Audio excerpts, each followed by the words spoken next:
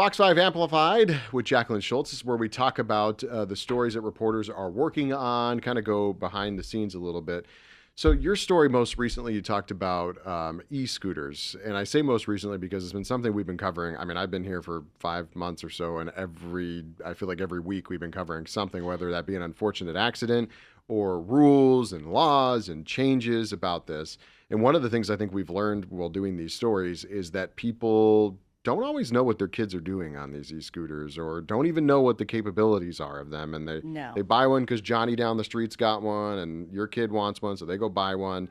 And now they've got these really fast vehicles and they don't know what to do with them. Yeah, they go to Costco, they go to Sam's Club, they say, oh, let me buy one. And then they even get it from Amazon or just online. And there's so many things that people don't know about. They don't know if it's even legal for their child to have one. Some of them are even the grade of motorcycles, and you have to be 16 and up, but you can just simply buy it online. So parents don't know what their kids are getting. They don't know the safety equipment, and their kids don't always know the rules of the road. So that's why every single day, all of us see it. You can't get away from it. Kids are zipping down the streets. Adults are riding them. They might be riding in the right direction, the wrong direction. As one teacher called it, a motorcycle instructor for CSN called this the wild, wild west, which it truly is. And this is a problem in all 50 states. Every state, every community is grappling on how to make laws keep pace with the pace of technology that's now on our streets. Yeah, when I remember when I lived in Milwaukee, this is like probably right after 2020, 2021, we got the first electric scooters from like Lime and those ones that you can rent, right, with the app. Yeah. And several issues about people riding them on sidewalks in the downtown area where people are walking and doing all these things. And there were a lot of growing pains that came along with it.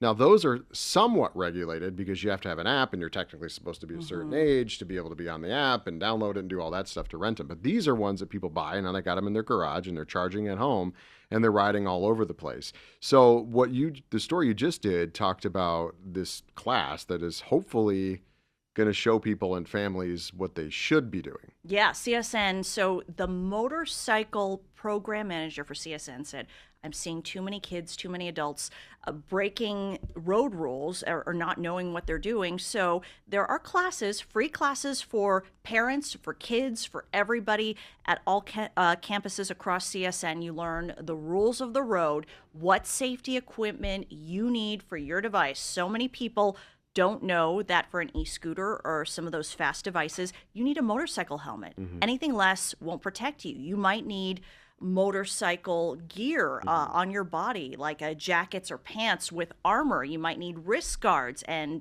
most people are not using those.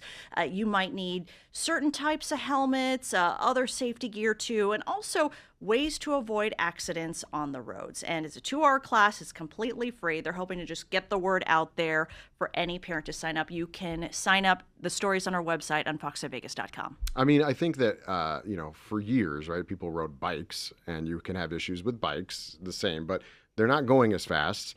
And obviously, these go faster with very little effort from the person because you see them. I've seen them in my area over by the district at Green Valley Ranch. You mentioned it. There's a couple different types, right? You have your typical e-scooter, which I think they go like 12 to 15 miles an hour, usually around that, which if you crash into something at 15 miles an hour, or you jet in front of a driveway at 15 miles an hour and a car's coming and they don't see you, that can be a big problem. There's also the bikes that almost look like motor bikes, like that you take off-road, but they're electric. And when I first moved here, I remember walking down the strip there where not the strip, but the stores at Green Valley Ranch, the district. And 7, 8 o'clock at night, it's getting dark, and kids were doing wheelies down there and they were doing all this stuff. Now, anecdotally, I'm looking into a possible story on this, but I heard a security guard talking to these kids saying, hey, the owners here, they don't want any more e-bikes or e-scooters on the property. It's private property, right? So they can say that. And I think the deadline is sometime around now, the end of January, that they're saying, no, we don't want these on the property anymore. And I think you're going to find a lot more places are kind of going to come up with rules on how to deal with this because, as you reported before, the legislature didn't really come up with anything even in a special session. You have to think about it. These kids are operating these devices and they may be underage. They're not being watched by their parents while they're operating these devices. So I can't blame properties for saying if you're not accompanied by a parent, don't ride these things Mhm. around because they can cause damage. And if kids aren't following even property owner rules, Yeah. then that's liability too.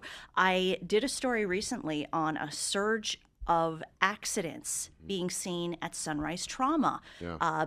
from adults, from children. They're even suspecting that maybe a lot more children are getting hurt because they all got presents over the Yeah. holidays, over Christmas, Mhm. and the big misconceptions that I've heard from firefighters, from police, is that parents, you and I, anyone who had a bike or a scooter as a kid, you fall, you might have some scrapes, some Yeah. bumps.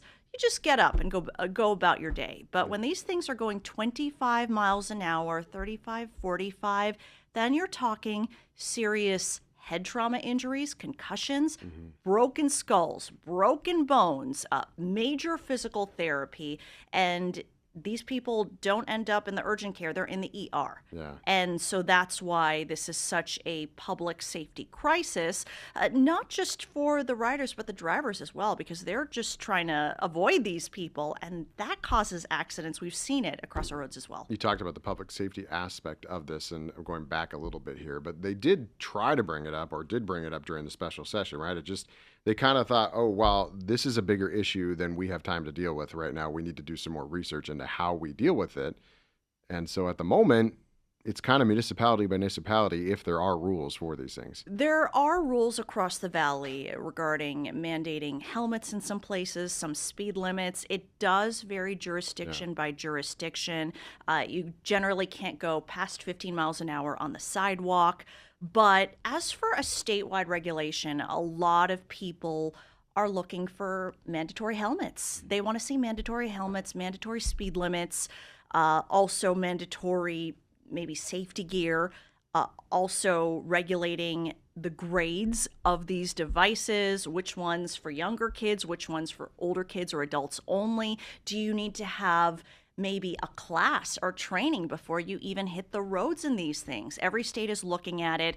Where is Nevada right now? Nevada is going to launch a study. Lawmakers are going to get testimony from law enforcement, from school officials, public safety officials, medical experts over the next few months, couple years, to try to bring it back for the next legislative session. Is there going to be a special session that could warrant it even sooner? You never know. All right. Well, the e-bikes, e-scooters, they're definitely an issue that we've been covering here for at least the last 6 months. And issues with them. Unfortunately, there have been some deadly incidents and then some other children and adults injured in these crashes. So we're going to keep an eye on it. We're also going to be keeping an eye on whether or not any legislation gets passed at the state level on this. You can watch Jacqueline's reporting all of it on the e-scooters, and Joe Vihill's done a lot on it as well on fox5vegas.com, but also here on Fox 5 Vegas Plus.